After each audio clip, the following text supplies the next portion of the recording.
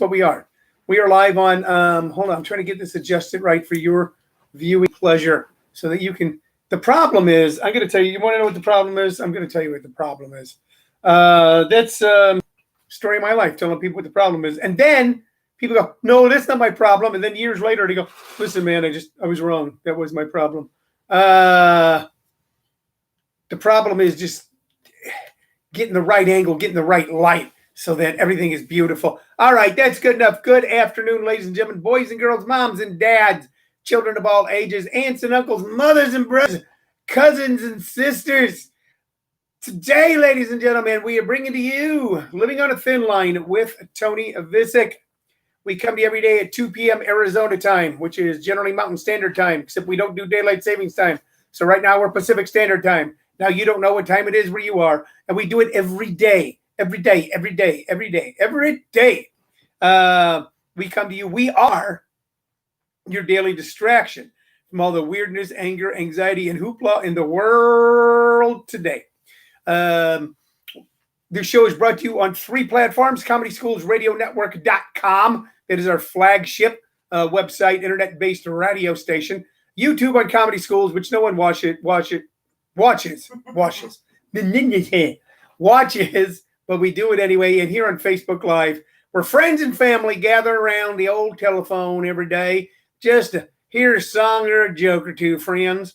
That's how I think of myself. I think of myself as like some old-time radio guy going, hello, it's Living on a Thin Line show brought to you by Opal's Oats.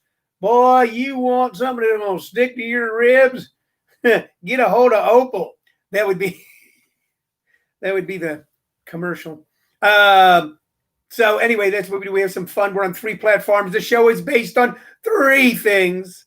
It's built around 3 things. It is built around your questions and comments right here on Facebook Live, as well as on YouTube and on ComedySchoolsRadioNetwork.com. I get comments on YouTube. I really do. I get comments, and they usually come about 3 o'clock in the morning, and the comments are from some weird handle, some weird ROXYGHE, and it is, hey, sexy, want to hook up?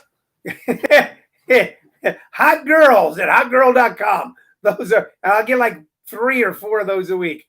That's all I get. So, no other comments on YouTube. Sometimes great, fantastic, and I go, right, thank you. And they go, hey, you want to hook up with hot girls online? But no, I don't. Anyway, like I said, we come to you every day. I've got a fun show lined up for you today. A lot of things going on in the world. As far as I know, I really don't leave my house that much. I do, and right now I was leaving the house. We've got like a lot of wide open space, green space here where I live, and it's ideal for, and I got to spell this, WALKING, your dog. And I got to spell it because if my dog hears that word, he gets all excited. So able to get him out a lot, and it's pretty. But every day now for past going on 50 days, 45 out of the last 50 or somewhere right around there, the temperature has exceeded 110 degrees every day. And I mean, it gets hot early and stays hot late. It gets hot early and it stays hot. And I'm not complaining. Every area has its issues. Of course, if you live where I grew up in the Midwest, you got tornadoes. You got floods. That's how you would say it in certain parts of Missouri, tornadoes. If you pronounce the state Missouri, you call them tornadoes. And also crick. You say crick, not creek. And of course, you've got all 4 seasons, and it gets unbearably hot and humid in the summer and freezing cold with snow and ice in the winter. Same thing with most of the East Coast until you get down south where they have incredible heat and humidity. Here, it just gets hot, man. It's just hot. And we've learned to deal with it. But since it's been going anywhere, going into town to get sundries every once in a while. There's a Goodwill about 2 miles from my house. Thank goodness for that. I tell you what, we're proud of this town. We have every type of fast food imaginable. I think we're the UN of fast food out here in Maricopa. We don't have a lot of fancy sit-down restaurants, but damn it, if you want anything, We don't. And by the way, we don't have fancy fast food. Carl's Jr. left. But if you want a Freddy's or a Culver's or a McDonald's or a Jack in the Box or a Denny's, or well, you can sit down at Denny's. That's not exactly fancy. To some people, that's fancy. Denny's. When I was a kid, man, there was a restaurant in St. Louis called Ponderosa Steakhouse. This is pre-Sizzler. Ponderosa.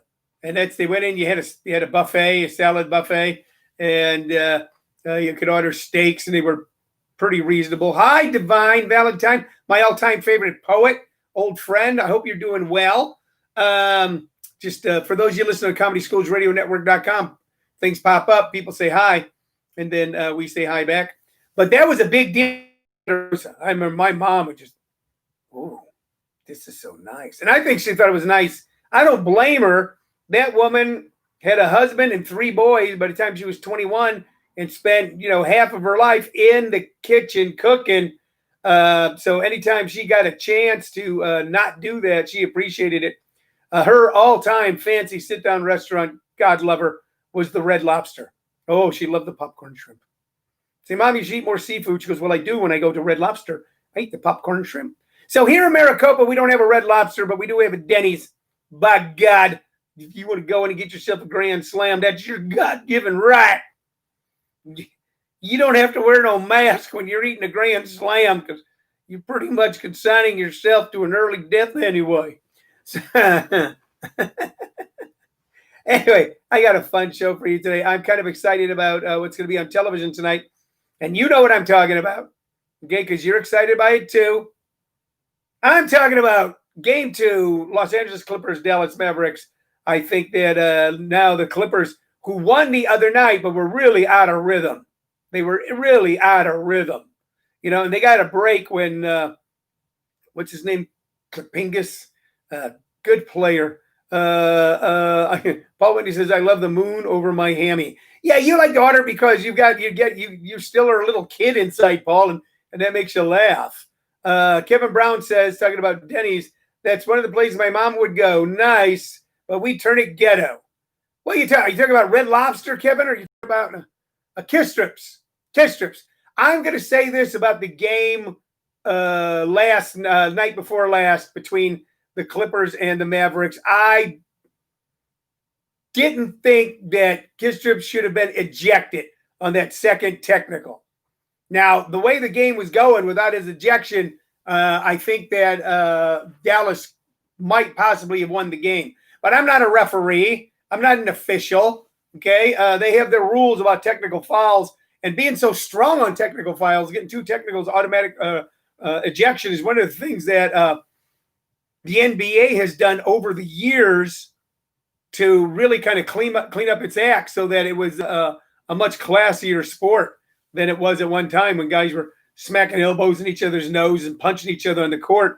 They really clamped down on that. So that was unfortunate. But even though he'll be back tonight, I'm predicting that the Clippers take the game easily because now they got the rhythm going. Montrezl Harrell got some minutes. Lou Williams is looking sharp. They've got the whole team together for the first time this year. So I know hardly anybody's interested in this but me, but it's my show. So you know what? Eat me. Isn't it weird? I was talking to someone about the Golden State Warriors, and I said they haven't been a factor for a couple years ever since Steph Curry got hurt. And it's not true. They were in the finals last year, but because of coronavirus, because of the big layoff in sports, everything's going on, it feels like there was a season a long time ago, and this is a brand new season. It's almost like last season seems like 2 or 3 seasons ago when Toronto beat Golden State to become the NBA champions with Kawhi Leonard, who's now with the Clippers. So don't forget about it. Paul goes, I'm sad that reason you like moon my overhand. That's one of the things that makes you a fun guy, okay? Because you're a grown guy who's smart and a good family guy, but you're also a goddamn goofball. Let's see. Kevin Brown says the steakhouse place you mentioned, Dine and Dash. So Kevin Brown is on record here. I'm pointing this out to my producer, Shirley Lowe Vicich, who also happens to be my wife. Kevin Brown used to dine and dash at a Ponderosa Steakhouse. The meals were only $3.95. What the hell? You could have dug around in the cushions you were sitting on and found. I get it. I dined and dashed. I dined and ditched a few times. It's just one of the things you did.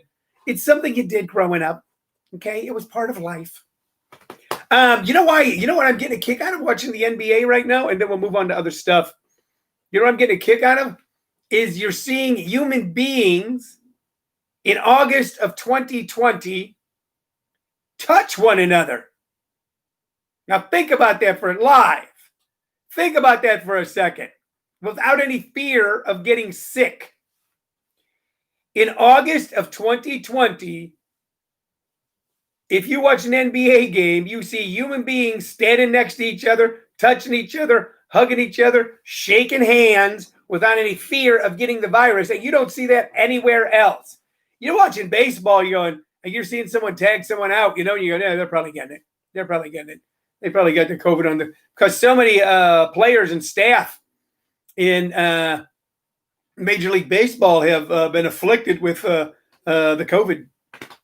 But the NBA, because of its bubble, 22 teams go in, one comes out. It's not that really. I don't think it was 22. It was 18, I think. 18 teams. Because it's a bubble and everybody's tested on a regular basis and not flying and going from city to city and running around. And if you leave the bubble, I don't care. If you were Kawhi Leonard, if you were LeBron James, okay, if you were Doncic from the Mavericks and you broke quarantine right now in the middle of the playoffs, then you wouldn't be allowed to play for anywhere between 6 to 10 days, I believe. Okay, and you'd be tested and checked out, and you'd still be, and even if you had all these negative tests, it's still, there's I think a minimum of anywhere between 6 and 10 days. And that's a lot of days in the world of playoffs. But you get to see people shaking hands. You get to see people slapping each other on the back. You get to see people standing next to one another. You get to see guys, out there on the court bumping up against one another. And you know what? It's poignant and refreshing. And to go, oh, yeah, this way. I don't know what they're going to do with football. I don't know how that's going to work. I do not. And I know that half of college football is not playing as far as the Big Ten, et cetera, and there's another half, the ACC, et cetera, they are playing. So I don't know how long that's going to last. Notre Dame had to shut down all in-person classes today. I'm waiting. What do you want to bet? Those of you in Arizona, those of you not in Arizona, they're going to do in-person classes at ASU. Many of us who are watching right now have friends who have kids who have gone off to ASU and have moved into the dorms and are pretty excited about it. And man, for a kid going away to college, I remember taking my daughter when she went to Banana Slug Land up there at UC Santa Cruz. That's a big deal, and it's exciting, and they're going to be on their own with a lot less adult supervision, and they're all looking forward to it. And that it's happening now is a little rough and a little sad, and my heart goes out to those kids. It really does. But what's your bet that within a minimum of 30 days, ASU is all shut down again? Minimum 30 days. You tell me. All right. Hey, a couple things going on. If you are still interested in joining our beginning stand-up comedy workshop class, write to me, Tony Vicich at comedyschools@hotmail.com. Drop me a message here at Facebook, Tony Vicich. We're going into class 3 this Thursday, but it's a small class, good class size for you. And if you're interested, I want to do it now.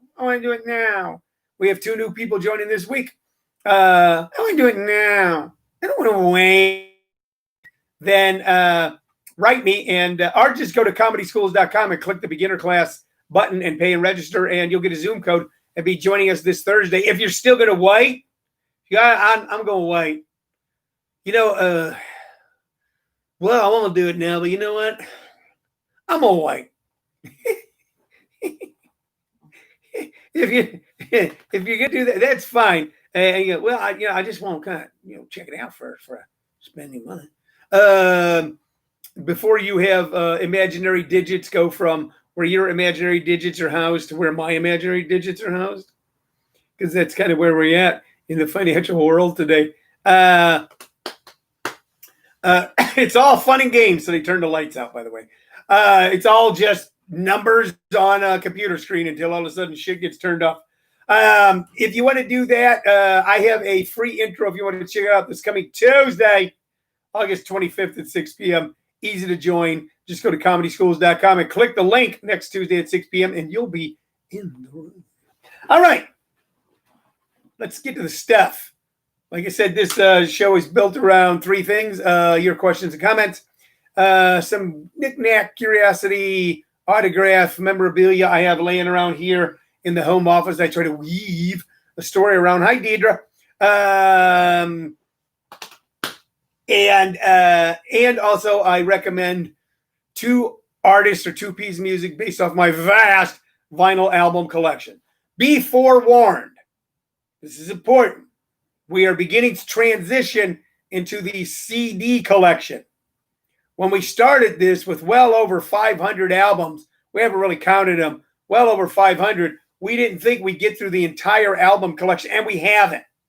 But I'm really getting into some esoteric albums now, and we're going to comment and recommend something from each and every one of them. And we're also to the point where I've got like 5 Moody Blues albums. And I've already talked about the Moody Blues twice, and I got 3 or 4 other albums. So we're trying to space that out for you guys. We didn't think we'd work through all the albums, but we may. So now we're going through the CD collection, and we're this week beginning to transition. On some days, we're recommending music off of the CD compact disc collection. Before we do that, let's get to the stuff. Sometimes people say, Tone, you don't seem happy all the time. I say, Tone, you seem a little upset. You always seem like you got, I don't know, how do I put this, Tone? It seems like you always got something on your mind. Something's bothering you. It's like you got a rock in your shoe or an itch you can't scratch. What is it, Tone? What is it that ails you? Tell me. I'm your friend, Tone. People ask me that. And here's what it is. I'm going to show you 2 things here. This is what makes me unhappy. This is what hurts me in ways I can't describe. Here's 2 bobbleheads. 2. See them? Good bobbleheads, too. There you go on YouTube. All right. For those you listen to ComedySchoolsRadioNetwork.com, there. Hear the sound of 2 bobbles bobbling. That's like something out of the Tibetan Book of the Dead. And when 2 bobbleheads bubble, a bubble will occur. 2. All right. And who are they? Well, they're not Harris. That's what it says on the front, Harris. On the back. On the back. And you guys can't really read on Facebook because it might be backwards. But you can on YouTube. But I'm not going to hold them that close so you can. So I'll just read them to you. This is Larry and Curly. Larry and Curly, 2 of the world famous, some say funniest comedy troupe ever. Some would say the Marx Brothers. No one says the Ritz Brothers. But they were funny too. 2 out of 3 of the funniest comedy troupe in the history of comedy.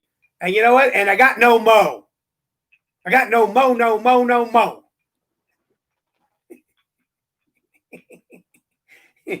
I got a Larry, I got a Curly, but I ain't got no Mo. I ain't got no Mo, no Mo, no Mo, no Mo. So hit the road, Jack, until you come back with a Mo. What'd you say? I'm missing Mo from the Three Stooges from my bobblehead collection. And I'm going to tell you this. I'm just going to put this out there, okay? Just going to say this. Man, it was my birthday recently, and I got a lot of great gifts. I did. I got great gifts from friends, a group of friends last Wednesday all sang happy birthday to me. It was very touching. A little Zoom song. I never heard such a poor group of singers sound so beautiful. There's that, okay? And my family got me all kinds of cool gifts. You know, my daughter got me something to help me with pain. She got me a book that I need to read about how to live healthier. And I think every page goes, don't eat so many fucking Cheez-Its. Don't eat so many fucking Cheez-Its. I think she wrote that in on this book on healthier living. My little grandson, he, I always joked around that people ask what I want my birthday, I go, fish sticks. And nobody ever gets them for me. Little 8-year-old guy remembered that and got me a box of frozen fish sticks. He also got me a solar radio for outside that he pointed out that if you hold it upside down the way the dial is and all the buttons, that it looks like a little face. He goes, there, he also got a little buddy. And that was just darling. My wife got me so many cool things. She got me this electric razor that I love. She got me a rocking chair. I'll be putting pictures up on that. Finally got my rocking chair. That's right. I ain't old. I'm rocking. I got so many wonderful things. So many gifts. So many thank yous. So much. You know what I didn't get? One Mo bobblehead. Not one. No one. And Pete, I don't know. I don't want to hear. Shirley was just trying to fill in some sort of excuse there, okay? All right. But if I was really loved by you, the people, you, the listening population at large, somebody would have gotten me a Mo bobblehead. So I feel unloved and alone, cast adrift at sea, a lonesome sailor, a passenger on a ghost ship, always near the shore, but never in a port. Okay. All right. Anyway, so there we go. I got bobbleheads in. By the way, we are not collectors of bobbleheads. There we are. They're pretty cool. Look at, there you go. There. That doesn't make you happy. Then you're unable of true happiness. If a bobblehead bobbling can't make you smile a little, then you need to see a therapist. That's my personal take on it. So I just putting it out there. I got no bobblehead. Okay, but you know what? I'm gonna muddle through. I'm a survivor. By the way, we are not collectors of bobbleheads. We rescue bobbleheads. Our official organization is Bobblehead Rescue. Somewhere from that special night at a sporting event when they're giving out bobbleheads, and some dad gets it and gives it to his son. To that time that boy grows up and goes, bobbleheads are kind of stupid. Till it falls and cracks, and people go, it's no good. Okay, because we've got some bobbleheads that have some damage to them. Damn it, they're damaged. Somebody damaged them. Okay, we rescue them. We rescue them from that pit. Kevin Brown goes, we didn't get you the Mo because you don't collect bobbleheads, yo. Then Abhinav Goyal says, we're trying to help curb your bobblehead collecting addiction. It is not an addiction. I'll tell you about addiction sometime. It is not a collection. I am a rescuer. Bobblehead rescue. Tony Vicich to the rescue. Tony Vicich to the rescue. Get those bobbleheads. Get those bobbleheads. One day he's on a mountaintop, sees there's some bobbleheads up there about to be stumped. Tony, Paul Whitney says, aren't bobbleheads referenced in the song Cat in the Cradle? Yes. Yes. Yeah. I can't, you know what? I can't do it right now. Cat's in the bobblehead in the cradle and a silver spoon. The little boy, dad buys him bobbleheads even though he thinks his son looks like a goon. When you gonna buy me another bobblehead? Dad, I don't know when, but we'll have a good time then. All right, that's what you get. That's what you get. Robert Morgan is watching from New York City. Oh, Robert, he moved there to New York. Did you know about that, y'all? You hear about Robert Morgan? He used to live in Louisiana. Don't sound like it. Then he lived in Arizona. Don't sound like it. Now he lives in New York City. And he don't sound like it. Robert, how are you? I hope you're doing well. Anyway, those are the bobbleheads. Let's get to the music. Who am I going to recommend right now? We've recommended this artist before, but I'm particularly proud of this CD. Okay? This CD right here. If you look at that. And this was bought for me by a guy named Robert Sprayberry. And Robert Sprayberry at one time was the musical director of the Broadway hit Rent. Okay? Robert says, thanks, doing good. Kevin Brown says, in case of Savior bobbleheads and or Rescuer bobbleheads, Goodwill has none to be found or rescued. See now, even in Goodwill's far and wide, there's a shortage of. You heard about the coin shortage? Now there's a bobblehead shortage. It's a crime. Robert Sprayberry bought me this for my birthday many years ago, and this is. I want you to take a look at it because it's a pretty cool cover. That's Hank. That's Hank Williams himself in all of his glory. Okay, Hank Williams, who kind of wrote some of the first pages in the American Songbook, the pop American Songbook that overcame Tin Pan Alley post World War II. His country music is infused in so much of rock and classic rock. This is live at the Grand Ole Opry. So this is Hank Williams. Hank Williams, my friends, at his prime, before he got kicked out of the Grand Ole Opry because he drank so much.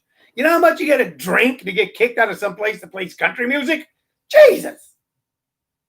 That's like kicking Keith Richards out of a band for doing too much heroin. You know how much heroin Keith Richards did? They still didn't kick him out. You know how much heroin Jerry Garcia did? They didn't kick him out of the Grateful Dead. Hank Williams drank so much he got kicked out of the Grand Ole Opry. But on here you've got, you know the song Lovesick Blues? I got the love, I got a feeling called the blues. Since my baby said goodbye. This is the debut Opry performances on here. Wedding Bells, You're Gonna Change or I'm Gonna Leave. Why Don't You Love Me Like You Used to Do? Okay, comedy with Hank Williams, Red Foley, and Minnie Pearl. So Minnie Pearl was a lady who played kind of like a hayseed for years. She came out in like a cheap dress and a straw hat that still had the price tag hanging off it. And her signature thing was come out and go, howdy, like that, and just talk like she was just from down home. And she was an educated, smart, graceful, intelligent, important woman in the world of Tennessee at the time. Lived in a beautiful mansion, was influential in pushing progressive politics as much as you could at that time in a place like Tennessee. A sophisticated woman who one time was a debutante, but she just played just the silliest gal. And you've actually got Hank Williams, Red Foley, and Minnie Pearl doing comedy on this. This is a real document of America in the early 50s and what so much of America was listening to because they were listening to country music. Red Foley's on here. What else have I got here? Comedy with Minnie Pearl. It's just the coolest thing. It's the coolest thing because you're hearing a song that became a permanent part of the American Songbook. Probably 500 artists at a minimum have recorded Lovesick Blues. And on this CD, you've got the very first time it was ever played publicly. So let's see. Wally Fowler and the Oak Ridge Quartet going, You Ain't Got Faith. So you've got an entire Grand Ole Opry show from the early 50s on this CD. So I urge you, okay, if you're looking for something new to listen to, and you go, I don't like country music. I think country music is... I get it. Okay, put that aside and listen to early Hank Williams. Listen to songs like Lovesick Blues. Listen to Why Don't You Love Me? Listen to Hey Good Looking, Honky Tonk Blues. What else is on here? To just Long Gone Lonesome Blues. That's great. You know, just listen to those songs and tell me that that's not like real good, authentic, honest music coming from something real. Someone one time was amazed. They came to my house. We used to have those 6 CD changer things. And I went from Hank Williams to Miles Davis. And they listened for a minute and they went, I get it. They go, yeah, I get it. Okay. Let's see. Paul Whitney says, got no Mo Blues on it? No, there's you know what? Hank Williams did not sing about the Three Stooges, Paul. He didn't, okay? He should have. Both American classics, American icons. And that's what we've talked about today. Okay, we're going to wrap up. I didn't get to the second thing because we were having so much fun talking about the other things. We're going to wrap up today. We're at the 30-minute mark thereabouts.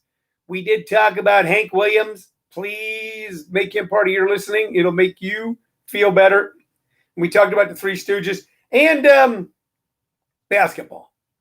You know what? And I think those are 3 good things to talk about on a Wednesday during the time of Corona, August 2020. All right, you guys. Okay. You know, as soon as there's a vaccine, I'm going to go to eat you. Every one of you, when they can open up your doors, it'll be me going, give me a hug. Just give me a big old hug. Come on now. Let's hug it out. And then I'll be off like the Lone Ranger. He'd be going, who is that masked man? They go, I don't know, but it's weird because you don't have to wear a mask anymore because there's a vaccine. But I'll still have mine on. Okay? I'll be the lone corona vacciner.